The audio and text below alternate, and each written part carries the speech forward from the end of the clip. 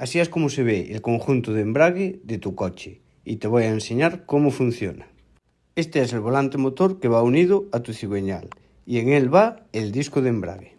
Y el componente que va a mantener el disco de embrague pegado a tu volante motor va a ser la placa de presión. Esta va a mantener el disco de embrague fijado y pegado al volante motor.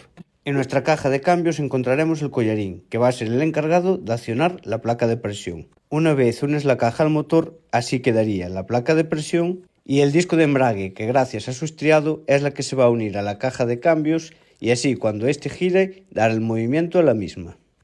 Así que quedaría tal que así.